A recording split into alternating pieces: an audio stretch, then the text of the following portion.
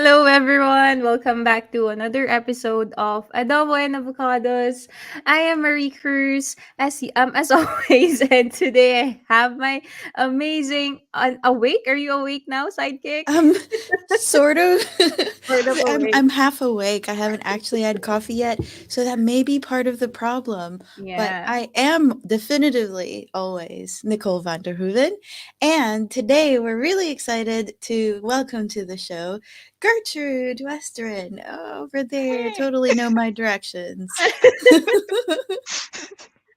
Welcome, Gertrude. I Thank know, like you. we've only met like virtual recently, Yes. and then when we were having like that initial phone conversation, I said to you, "Hey, we have this live stream that my friend and I do. It's called Adobo and I was Avocados." there. Oh, were you there? I was I'm not. I'm. there. Are you the one It that's was not last awake? I year. It think. was last year, so we can Yeah, say that. stuff Yeah. So it's happened. yours. Yeah. Oh, Last you year, it know was what still last year. happened? Yeah. We talked to her separately. I think We weren't so. we weren't together. Yeah. So Ah. I'm Okay, the one okay. who's awake. Yeah, all right. Okay, so it's me. Got Yeah. it. But anyway, Gertrude, would you like to introduce yourself? Who are you? What do you do? And maybe tell us what you like to do for fun. Okay. So, oh, my voice sounds strange. I did not expect that, but I guess we'll Fine. get there. It takes a minute. I am Uh, glad it's not just me. Oh, it's not just you. My name is Gertrude, and I am based in Lund, Sweden. Originally from Zambia, I must say. And I currently work as a developer advocate for a company called Click. Um, Other than that, I'm a mom to a 4-year-old son, and I like to practice yoga.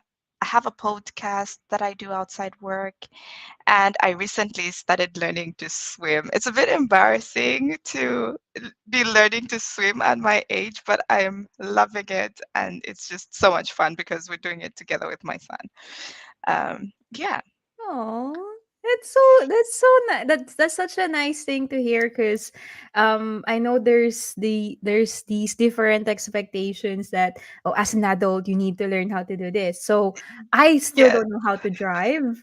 I live in London, and like driving isn't just really something that I think is like necessary. Mm, But I've been told that I need to learn how to drive. So there you go. I still don't know how to drive. yeah, Well, But we're I I think know there connected. how are. to drive and Yeah. swim, but I actually learned to bike as an adult, and now I live Mm. in the Netherlands. Oh yeah. Ooh.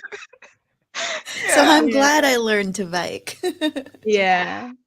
See, we all have something that we learn or yet to learn as we become adults. Yeah. But Gertrude, that's really nice to hear that you're also a developer advocate. Mhm. It fits really well with our discussion for today. But before all of that, Nicole and I always ask this question to all of our guests. So, as you know, the name of our stream is Adobo and Avocados.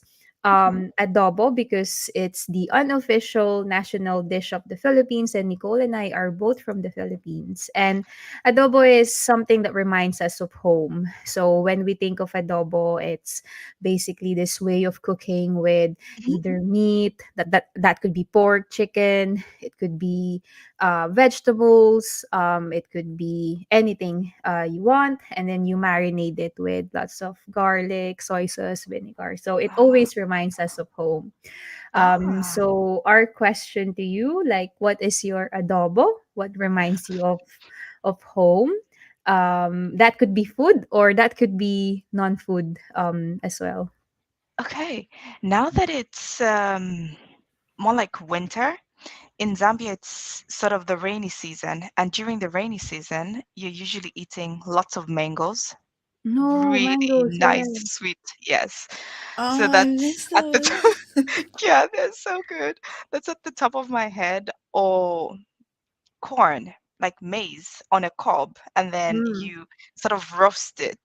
It's mm. so good. So now that it's winter and in this season, those are the two things that I just think about. Like I long for them. Like I would really nice love to Oh, eat roasted maize or mangoes. So yeah. oh, mango is actually one of my favorite fruit, and Ah, Philippines as well. They have one like the sweetest mangoes, and really? I've tried the mangoes here, but it's just not the same.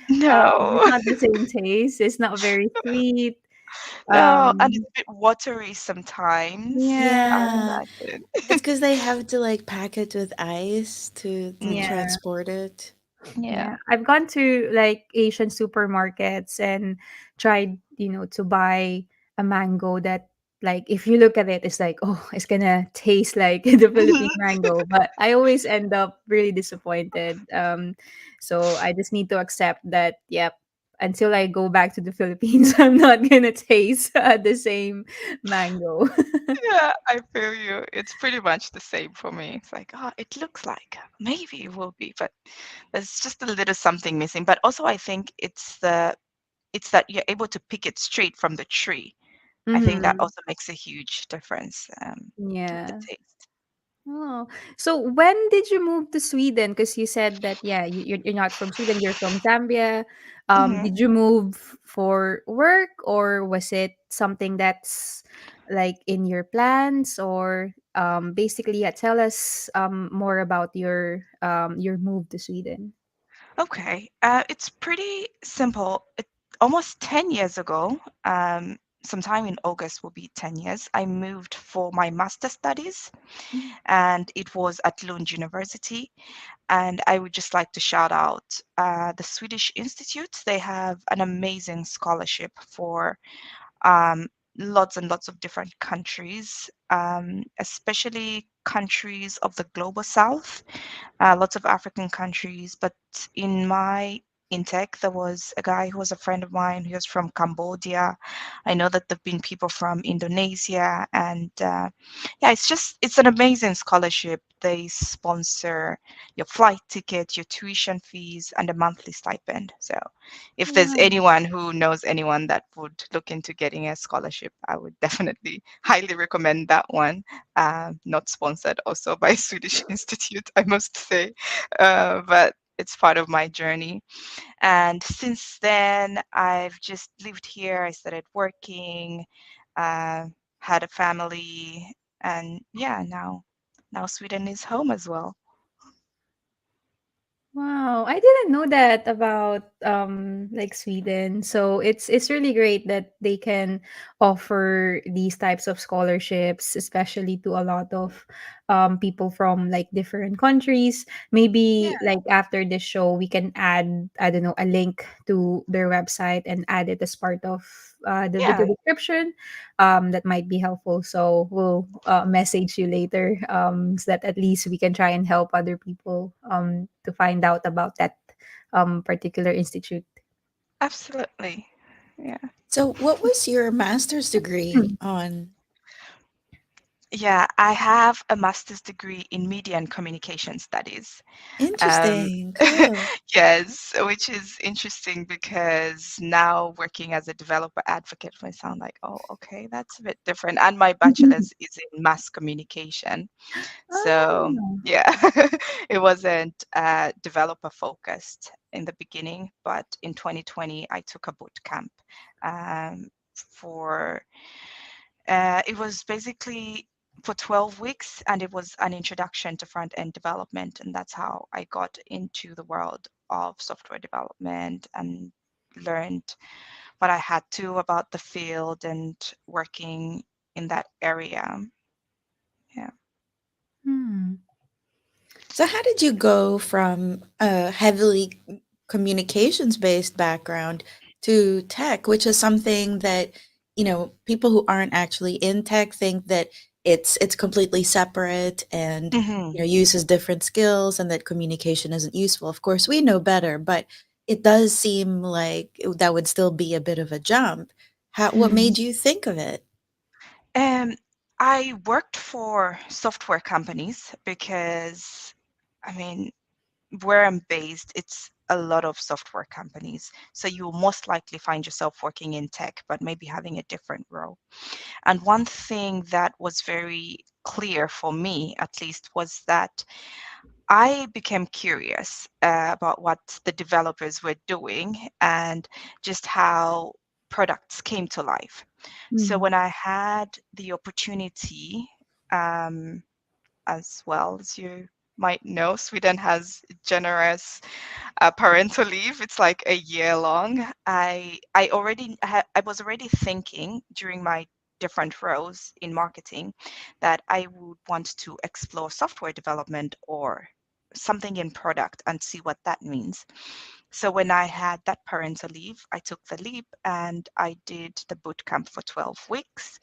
And towards the end of my parental leave, I then started to look for roles and what I can work with. And one thing that I knew, even after the boot camp, was that there was still a lot to be done. I think people like to glamorize boot camps sometimes, like, oh, just 12 weeks or 16 weeks, and then I became a developer and this and that. But there's a huge leap that you have to take because not all projects that you do during that boot camp are actually reflective of what you're going to do at the actual job. And because I wanted it to be a bit more smooth, I went for roles that were more marketing communications, but having an advantage if you have technical skills. So then I started off in technical support. And then once I started working in technical support, I then showed that I actually know how to develop and I can work out a website and things like that that I was taught.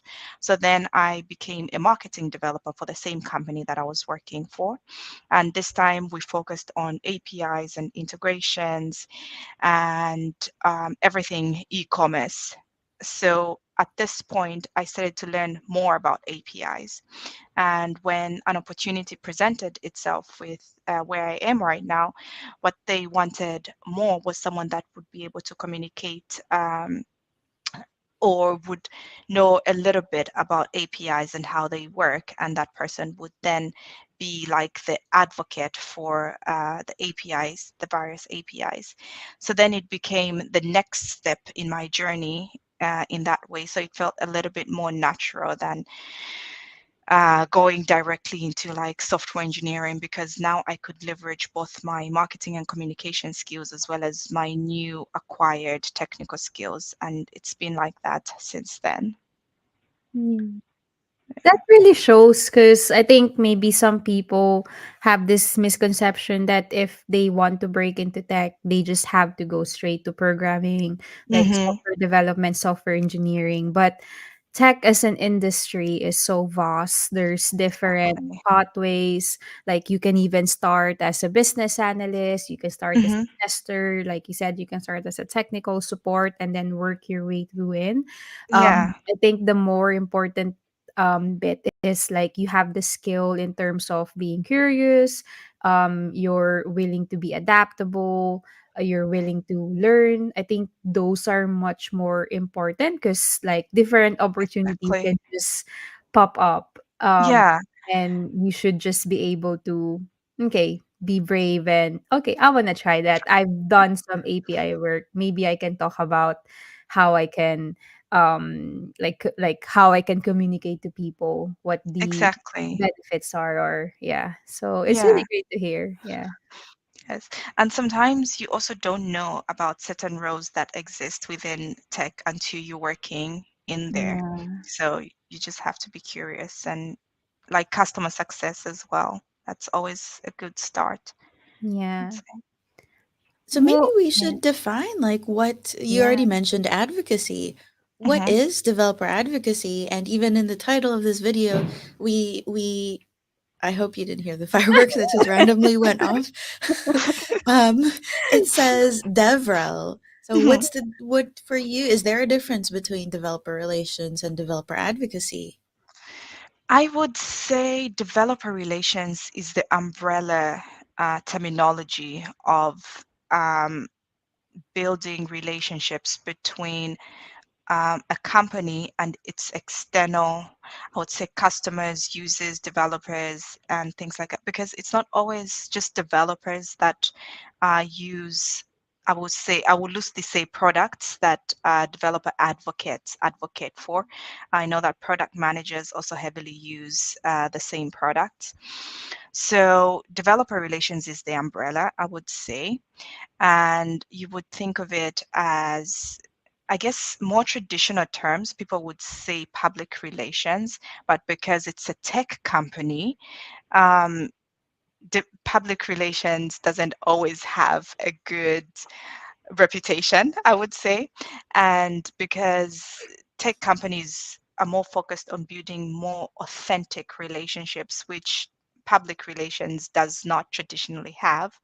It's more like how can we build an authentic relationship that will last long, and that's where developer relations comes in. And within developer relations, we have community manage, but it differs from company to company. But then there's community managers who are just focused on the community and the success of the community. And then we have developer advocates, for instance, who are focused on helping developers succeed, and they do this. Through different ways. Some companies focus on speaking at conferences and meeting developers there.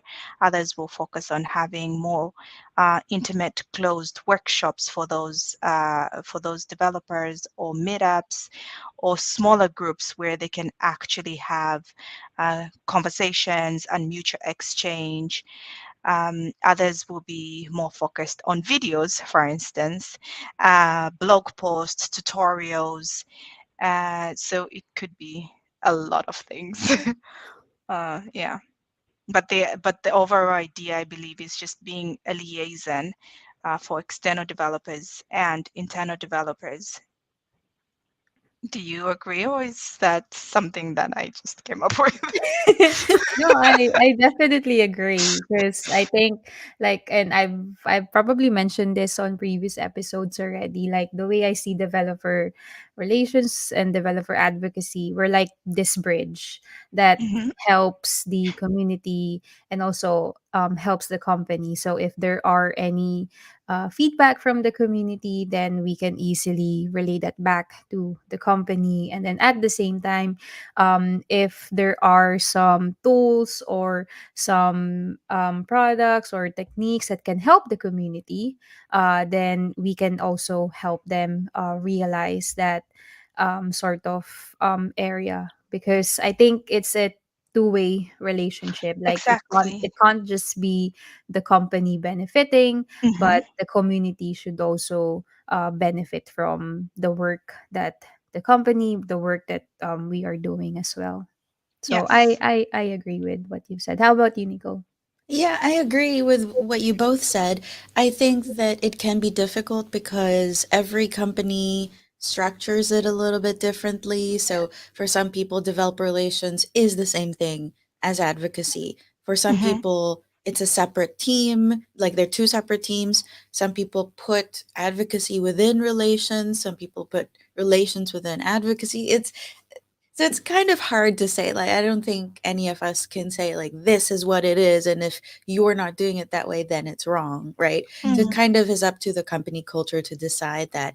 But yeah, I agree in general with you both that the role of developer relations and developer advocacy is kind of like, well, I guess for me, it exists in parallel to marketing.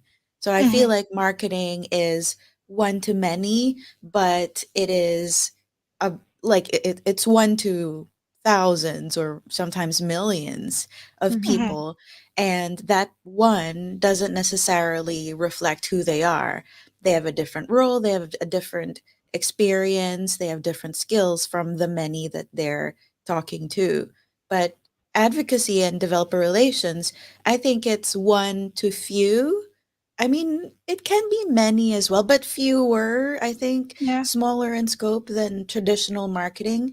Mm-hmm. And Hmm. the main difference is that we are the people that we're talking to. So it's not like there's really not a separation between us and them. We are very similar in persona, or Yeah. that is the idea. And I kind of think of developer relations and advocacy in my head kind of like software engineering and development. It's like sometimes they're the same, but Mm-hmm. sometimes there's more to software engineering than just Mhm. development. Exactly. Yeah. I don't exactly know the history as to when the role DevRel or Dev Advocates came about, but when I was starting my career, I have never heard of this role. It was only like a couple of years back, and also I heard it from Nicole as well, because when we connected, she said that she works as a developer advocate. So it does sound like this role came because companies see the need for having people who are like the user persona, like Nicole said, because Mhm. there's this form of being like genuine if it's the people who have used the product will be the one advocating or will be the one speaking to different users, because if they try to speak to someone who hasn't used the product, then they might be, I don't know, less convinced, for example, or they might Mhm. feel that it's not an authentic relationship. So it's interesting that as an industry, we've created or we've formed this need of this developer advocate being a role. Yeah, Yeah. I can definitely agree with that. But for, I guess, for people who want to get started, I think maybe one of the first few questions that they would ask is, what are the different skills that would really help them? So maybe you could share with us what skills you have basically carried over and have helped you in your current role as a developer advocate. I would say that because you don't go to school to study to be a developer advocate, it's really important, like you said, to look at what skills would be good. And like we've also said, it looks different from company to company. So maybe a good start, and this is something that I have learned over the years in my career, is that instead of focusing on what you can be, you need to focus on what you are, so that whatever job you're going to do, you bring your I don't like to say like bring your best self to work, but you bring your strongest skills forth in order for your growth and as well as just enjoy the work in general. So I would say you need to, a good start would be to look at different listings for developer advocate jobs and look at which of those requirements relate to you and um, which ones would you grade yourself highly on? For instance, if they say public speaking, what are you going to give yourself out of 10? And then you see which ones maybe you, and then you also need to see which ones you'd actually like to lean into, because just because you're good at public speaking doesn't mean you wouldn't want to lean into like software development, for instance. So you make that differentiation and then you either start to position yourself within those skills that you're already strong at and do what is required, or you start to work at the ones that you want to lean into. But to answer your question, for my skill set, I think communication has helped a lot. And just coming as well from a marketing background, it's easier for me to communicate not just in a way that's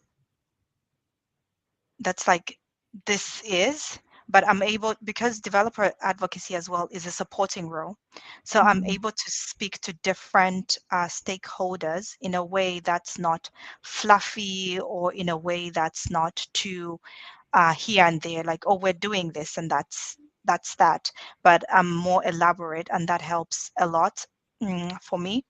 And then I have taken a deliberate decision to specialize in APIs.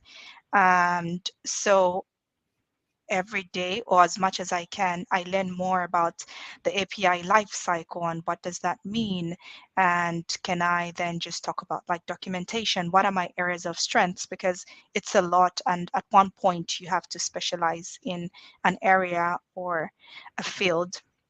So that has helped a lot in terms of the technical work. I write as well. So writing is a good thing. You can't just be a communicator that can talk. You should also have the ability to write. And then the different types of writing, where a blog post might be a bit more interpersonal communication style to a tutorial, which is how you do this and step by step. Um, so I would say at the top of my head, those are the skills that have helped me a lot. What about Yeah, for you guys? I agree, and I'm just gonna point out what you said a while ago, that when in terms of, because like you said, we don't go to school to study how to become developer advocates, so you just have to pick like your strongest skills and then see if there's something in there that matches in terms of the role that's being presented. Because Mhm, when I started my role as a developer advocate, so I come from a software testing background, so I know that that's the area first that I want to like really advocate for, because that's something that I have a lot of knowledge on. But over time, we also need to learn about other areas. So I think, just to add what you've said, not being afraid to learn about new topics, and not being too comfortable that, okay, if you're going to be a dev advocate for one area, that means you're just going to be there. Like, that's not, I guess, a great way to grow. mhm, Not just being a developer advocate, but like as a person as well. So you need to be able to embrace like continuous learning. You need to be able to make, just feel that you're okay with navigating through different changes, and that you take that as a positive turn. But definitely communication, I would say as well, because when you present to a different, I guess, to different conferences, you don't necessarily want to just start with a very technical like yeah. talk, that's you're just gonna maybe lose a lot of people already. So I think communication is definitely up there. And when I first started as well, I was mostly focused on doing the technical writing. And I really had to practice a lot to do the video side of things, and even the Mhm, public speaking. But mhm, like you said, pick your strongest skills, work work that skill into the job that you see, and but also at the same time improve your other areas as well, so that you can then use that into your role. exactly. I also think that, there are a lot of things that we do that overlap with other roles. Mhm, So we already talked about developers and developer advocacy, but also like technical writing and developer Yeah. advocacy, or, mhm, video production and Mm. developer advocacy. So yes. I think that when we're trying to define what a developer advocate is, it can also be useful to define it by the things that differentiate us from the other Mhm, roles. mhm. And I'm not entirely sure. I'm just thinking of this right now. But what do you two think of the difference? The main difference being that a developer advocate is someone that can express and cultivate passion, Mhm. because a technical writer might not really need to be passionate about something, and a developer might not need to be passionate about their work, or if they are, they might not need to cultivate passion in others. But I Mm, think an advocate is such a good is such a good strategy for a company, because we are just so overwhelmingly excited about a product, or a project or a tool or something, and we're yeah. like, this is so cool, it is amazing, here's why, here's what I've done with it. And Mhm, when you communicate with that level of Yeah. authenticity, like that's I'm drawn to people like that because if they feel really passionately about something, it's so easy to kind of be Yeah. like, Try okay, it. tell me about it. Like, why are you so excited about this thing? Hmm. Yeah. Yeah. I think definitely that passion really has to be there because um I mentioned as well that there needs to be that genuine interest, that genuine connection. Because imagine if you're trying to advocate for a product or for a company or for a tool, but you don't really, let's say, you're not on board with the culture, you're not on board with any of their products, like you as a person, even though you're saying to people that okay, this is what we're doing, um people will read it more based on your like body language or based on like how you portray. So I think being passionate about something, and I think this is also why like there's this close relationship with community building, because Hmm. we are here to help the community. We are here to share what has worked for us because we were in their like position as well. We were in their shoes. And Hmm. so sharing to them that, oh yeah, I understand what you're going through. I understand your pain point because I was also um, experiencing this like a few years back. Maybe this tool can help because this is what worked for me. And I think a good developer advocate, and later we'll talk about like the pros and cons or what makes a good developer advocate is for me personally, like if someone asks me, because I think it's quite easy for people to ask you what is the best tool for a job, and this is where maybe you need to think of the overall picture rather than like you thinking that you always have to advocate for that tool, because no tool Hmm. is perfect for everything. Yeah. So what I like to say is, well, if you're in this context, then like choosing a tool will always be context dependent. Like Hmm. there's a lot of different factors in play. So I think communicating that part, and not just communicating that you're a advocate just for this single tool, I think that will really help the users or the community see that you're really genuine in trying to solve a problem. Yeah. Yeah. Definitely. So, you mentioned a while ago as well, Gertrude, that like developer advocates, they do a lot of things. So that could be Yes. blogging, it could be like videos. So what I guess we can talk about like the different ways that developer advocates can reach the community, and Hmm. blogging and video might be the most popular ones. Yeah. Are there other ways that you can think of as well that that can help developer advocates reach the community? I would say meetups. Mm, Um, I know from my other developer advocate friends that meetups have worked really well for them yeah, because it gives them an opportunity to be with the community in a way that conferences, for instance, don't give you the same opportunity and access as yeah, meetups do. I haven't tried it yet, but I can agree that it would be different. Um, Another way to reach the community for open source companies, I know that it's easier through the contributions that are made and the various open source community forums that companies have. So I would say that's easy as well. And another one would be, let's see, I don't know if direct reach is something, but maybe collaborative work. mhm, And I have seen it a lot in other in other forums like developer relations forums where people come together. For instance, I was at a conference where a company was like, "Hey, you're a developer advocate and you use our service. Maybe we can come on like yeah, a live stream where we talk about this and that and how it's worked for you."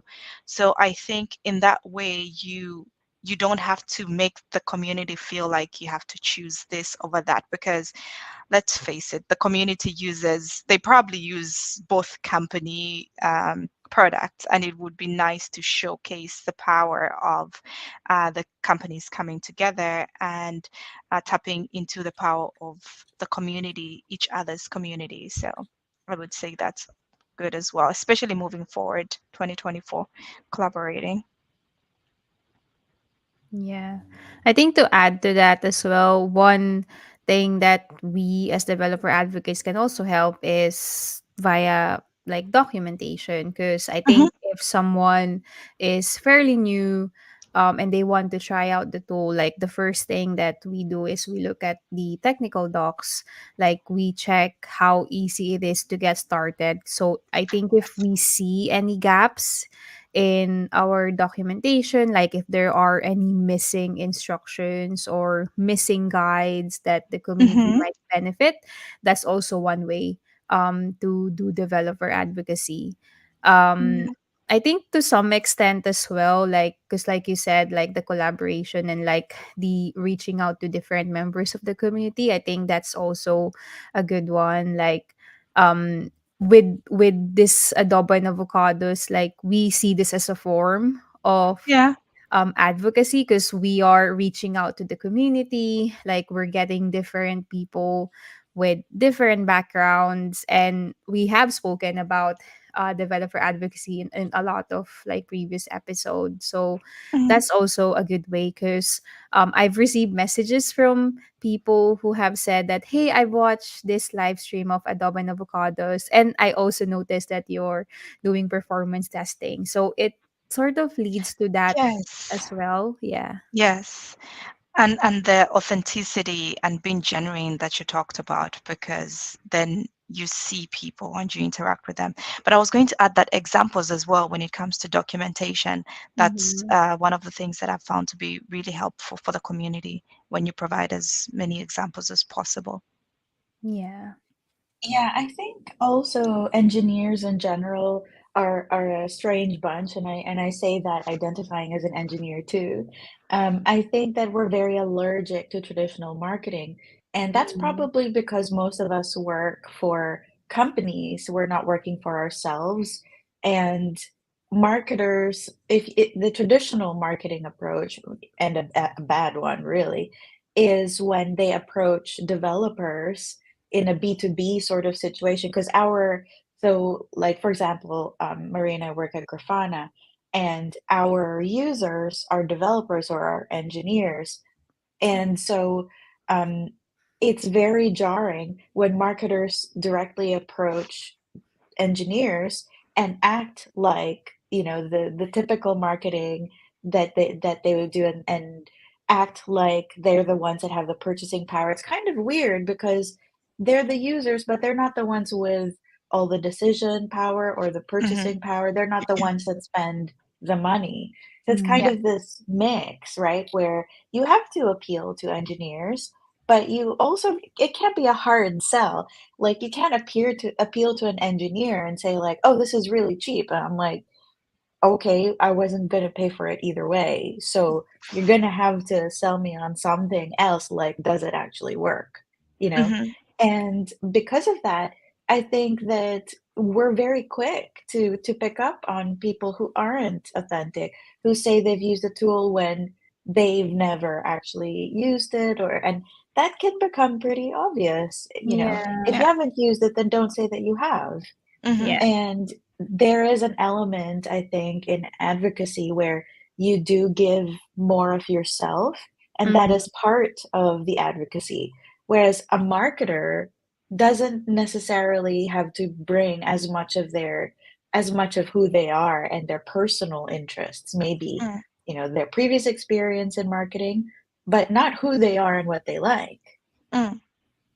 Yeah. Yeah, I and I would also say that the goals of communicating are different. Like you mm-hmm. said, with being one to many versus one to few, marketing has a lot more metrics and things like that. It's about this and then the next and then the next, where advocacy doesn't really have, it's not like necessarily time bound, because some relationships Yeah. can take a really long time to develop, and getting started with some twos can be easier or hard, or getting to the next level. So it's also that difference in what you're trying to achieve.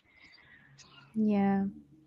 I think that like definitely the metrics like with the dev advocacy, and we've had like internal conversations around this as well in our company, because some of like building relationships, like how do you exactly use metrics to Mm-hmm.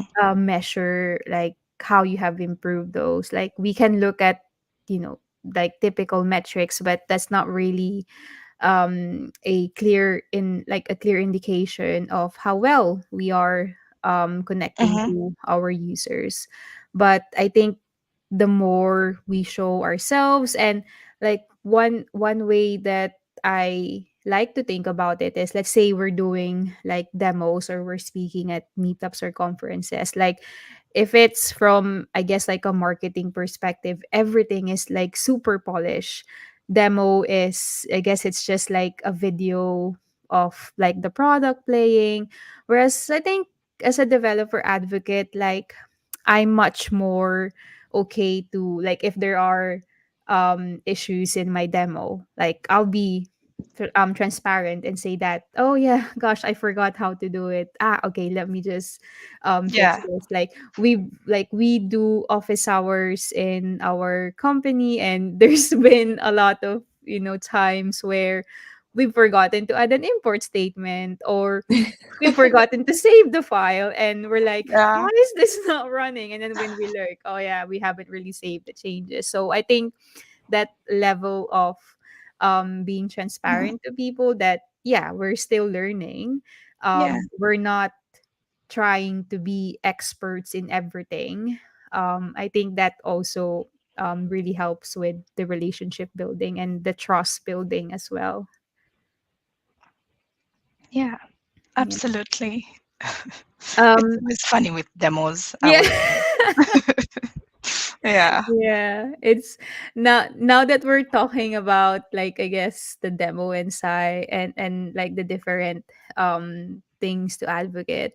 Um there's, maybe it's just my thinking, but like I always have this idea before that, like, you as a developer advocate, you just go to different conferences, and people see this as a, oh, you're gonna travel to a different country, that's awesome, Mm. it's paid for, like expenses, it's all covered.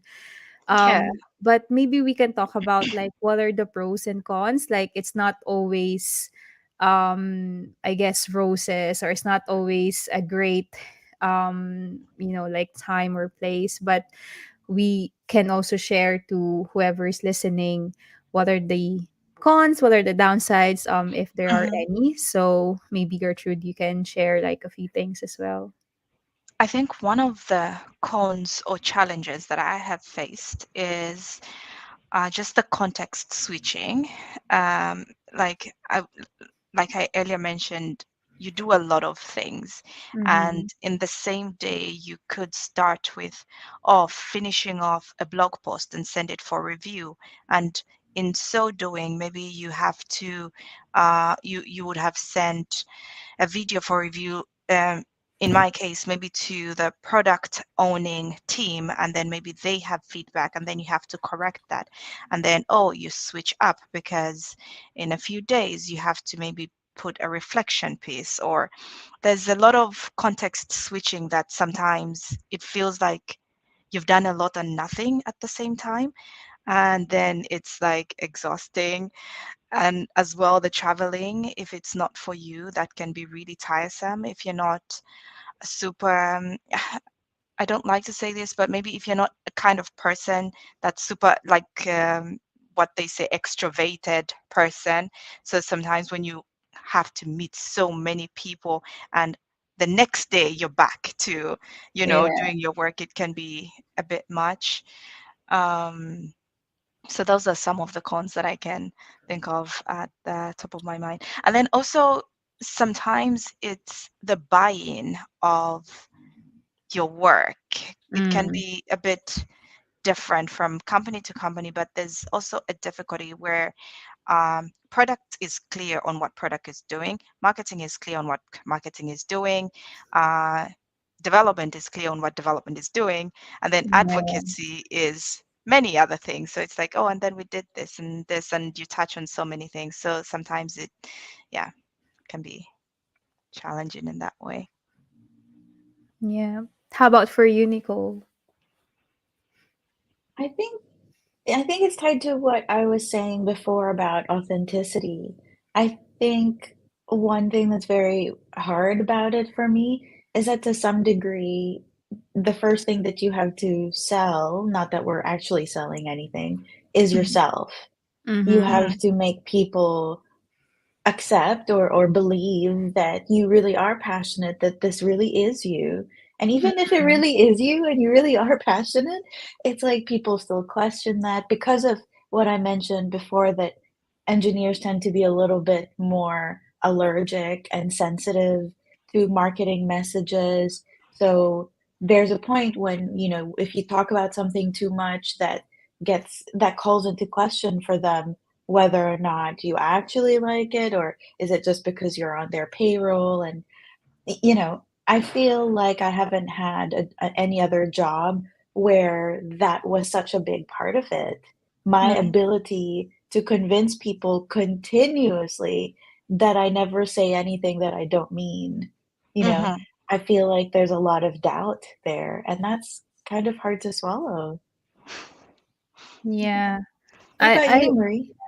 Yeah, I think I'm just gonna add like maybe like I think this might be related to what Gertrude said in terms of the context switching. So it could be unstructured in a way of there are different areas that we have to look into, and I mean this can be solved like by making sure that the whole team is aligned, the different departments as well are aware of the work that we are doing, but um it can easily become unstructured if we let it be, Mm-hmm. because since like we said a while ago, there are different ways to do public advocacy.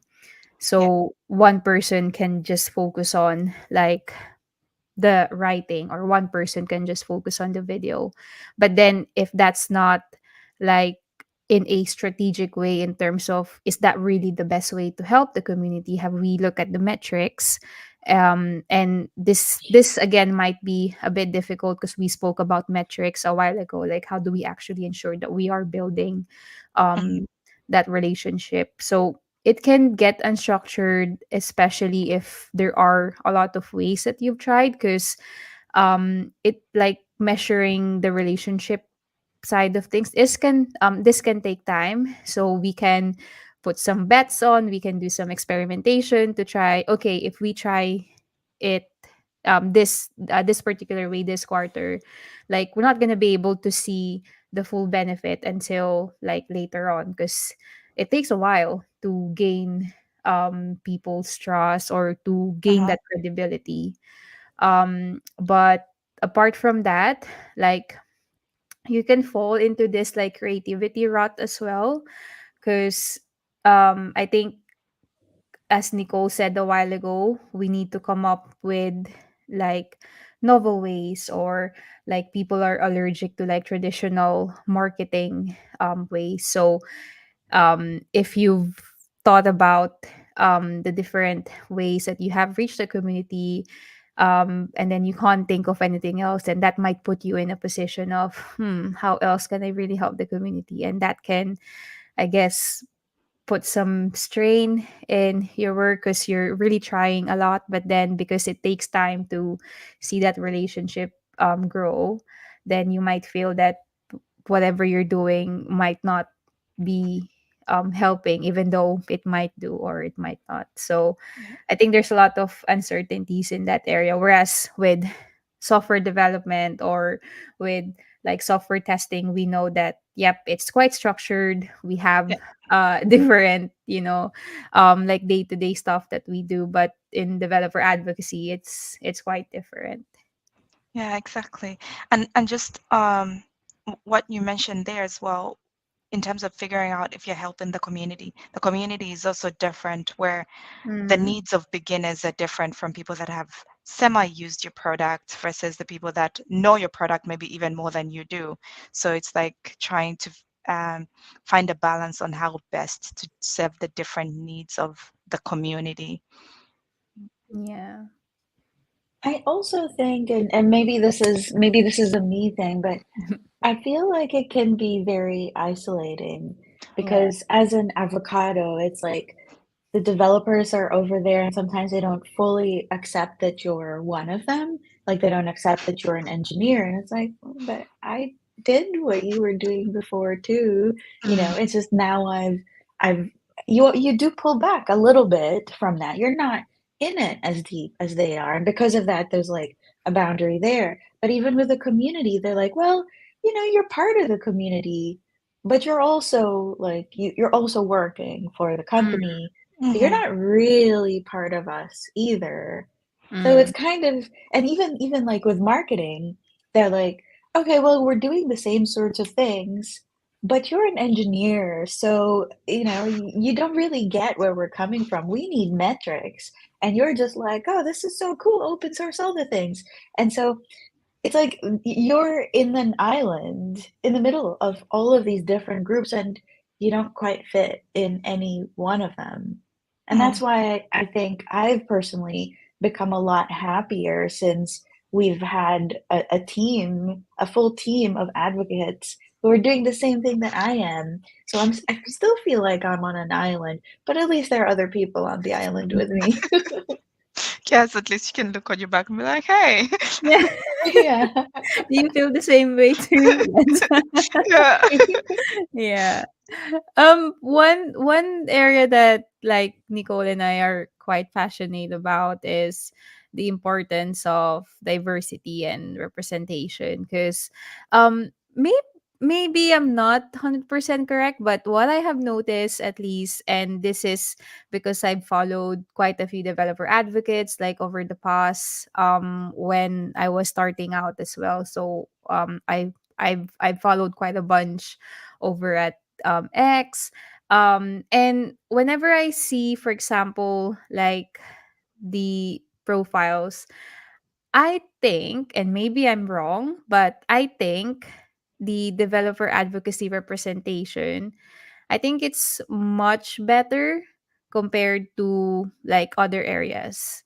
But do you share the same view? Like, do you know a lot of other developer advocates that come from different backgrounds? Because I think this and I think this is where developer relations and developer advocacy really has that extra um like advantage, because when I see, I think there was a conference like dedicated to developer advocates that Nicole, you actually shared with us at work. And then I saw the lineup. There's actually quite a lot of different, backgrounds of people. So it's not just from one demographic. So I do feel that at least in that area, it's much more diverse, but I might be wrong. So I'm wondering, what are your views in terms of that?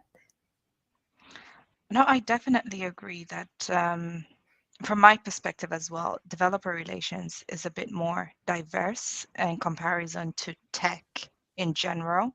Mm-mm. And I think it's because of how broad it is and how much it can accommodate, which makes it Mm. really good. And I also like that because developer relations is also quite a public facing role. And for someone who cares about representation like me, it makes me really happy because if we have more diverse developer advocates, it means Mhm. that more people can see that they have a place in tech in general, and they Yeah. can have someone that they can look up to and ask how can they get started. If they haven't started, how can they grow if they're looking to grow, and things like that. So I definitely share your sentiments. Like developer relations is definitely more diverse. Yeah. I thought it was just me because like I was actually really happy because this is the first company that I've worked for where there's another Filipino woman Mm-hmm. in the same company, and like we've actually reached out to different people from the community who are also developer advocates, and they also come from diverse backgrounds. So I think in that area, I think we are doing well. Yes, I mean, it could always be, I guess, improve.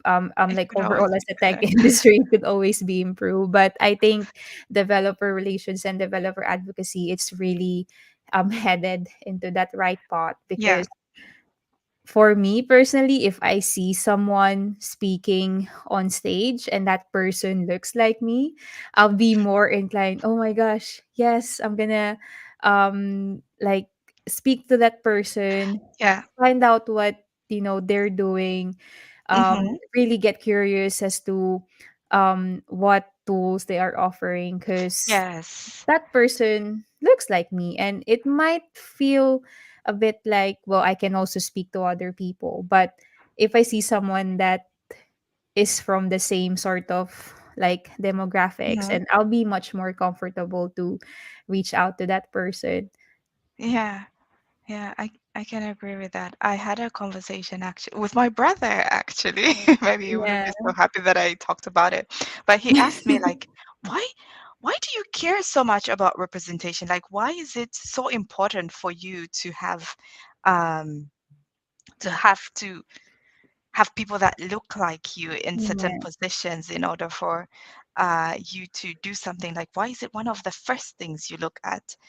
And I like that you say it because it has that level of comfort. It has that Yeah. level of understanding. You sort of feel like, oh, this person will probably understand me better than Yeah. someone that's not maybe of my background and maybe not of the same experience and stuff like that. Like for me in developer relations, there's like Andrew Jones, who's like one of Oh the top gosh, I love people. Angie. Yeah. Yeah, and it's just so nice to see a black woman in that Yeah. position. It's amazing, and also because you can be a developer advocate without holding the title. That also makes it better for people that are passionate about technology to speak about certain um, tools and speak about yeah, just like their everyday use of technology without holding Mm-hmm. the title. And that also widens the pool of advocates um, in general. I know I was talking to our community manager, Amanda Wagner, and she and I were talking about how to improve diversity in the community because that's Mm, something that we care a lot about. And mhm, we want there to be diverse voices and experiences. And I was asking her, like, what do you think we can do to make sure that those people know that this is a safe space and all that? And she Mm-hmm. said it starts with the people in the booth. She mm, said, Mm-hmm. before you can see that in the community, you have to give them people to rally around that look like them, you yeah, know? And I just thought that that was such a good way of thinking about it. yeah, And I Yeah. think that's why developer advocates tend to be more diverse because we're the ones with a megaphone, whether we deserve it or not or Yeah. whether mhm, we feel we deserve it or not. We yeah, are like the face of our companies, which is mhm, such a scary thought, by the way. Yeah. It's like, really, I'm the one that you chose? Are you sure I'm qualified for that? Um, but Yeah. it is like if you're going to hire for diversity, I think this role is one of the most crucial roles mhm, for diversity to be a big part of it. And I'm not talking about race or gender. It could be mhm, diversity in experience too, yeah, Mhm. or language or linguistic mhm, background, you know? There's so many ways that you can show that you're also different, that you're also human. Yeah. yes, definitely. Yeah. I definitely agree with that. And I like what Amanda said that yeah, it starts with the boot because I've attended like conferences before where I was a bit hesitant, like I want to approach that boot, but it's gonna sound weird, but if I see that it's, I don't know, A wall of mostly, men. yeah, yeah, then like I'm not gonna be comfortable approaching them. And that might be horrible on my side, but it's just that human instinct that, Hmm. okay, if the people who are in the booth are all from the same background, then that says a lot about that company. And that might be an unfair judgment, but we all have that initial like first impression. Yes. Yes. And that's just how we humans are. Hmm. Yeah. I guess we like to always try to seek the connection. As Mm-hmm. humans, we always look for how can I connect with this person, Yeah. and yeah, when it's just like physically in your face, you already feel like that disconnect, and then Yeah. until you find out maybe they went to the same university as you, or maybe they visited a town that you're from, or something like that. Yeah. Well, we have gone past the hour mark, but we still would like to ask this question because we always ask this to our guests. If you have one piece of advice that you would like to give to someone who wants to have a career in tech, what would that be? I would first say having a career intake is amazing. It exposes you to a lot of different people. It it questions your line of thinking, and this is not just in terms of human relations, but how you make correlations with the devices that you use, the software that you interact with, because you see it from the inside out for the most part. So if you want to get into technology, like I said earlier as well, you need to look at yourself first. Uh, what do you like on a day to day? What tools do you use? Because most hardware tools today also have a software side of them. And when you see that, then you need to look at the company if you would want to work there. Because once you start there, you would I don't like to say it, but companies also like to work with people that they can feel familiar with. And yeah, this is not about race or gender or anything like that, but about culture. Mm-hmm. So you have to see if you're a culture fit for that company, and then you have to try and get into it because, and I'm sorry to say, sometimes it's not the skills, I mean, it's not the education that you have or the past experience that you have. It's more like how best can you work with the different teams. Yeah. And if you haven't understood that about a company's culture, you might have the best of everything, but it might not work out. So if you're looking Yeah. to get into tech, you have to be very strategic about what you identify with and then go for those. But of course, the hard skills are you need to be somewhat technical. It's Mm-hmm. not super important, but somewhat. You need to Yeah. be tech literate or data literate. Uh, Artificial intelligence literate. It's not that you will make the best models or something like that, but you need to understand what's going on in the world of technology. Yeah, Yeah. and maybe not the best advice of, oh, do this and that, code for 5 hours a day, but Oh it's a gosh. bit more practical, I Yeah. think. Well, I think what you said was so right. Like, if there's any advice I would give now, like you said, it's not about the education, it's not about the technical skills that you have, but you Mhm. also have to be that person that people want to work with. Yes. Because if you're not a nice person, or if you're a difficult person to work with, then even if you're the best in programming, or even if you Hmm. are so good in debugging or finding the root causes, but if you're not a nice human being, then that's still, yeah, Yeah. that still has so much more impact. So it's great that you brought that up too. Go. Well, thank you so much for being with us today. I hope that you've had a really great experience. Yeah. And to anyone who's watching this, whether that's live or later as part of the YouTube recording. And if you want to get started with DevRel, I hope that this has been useful. But for now, yeah, this is it from Adobo and Avocados, and we'll be back next time. Thank you. Thank you. Thanks, everyone. Bye. Thank Bye. Bye. you.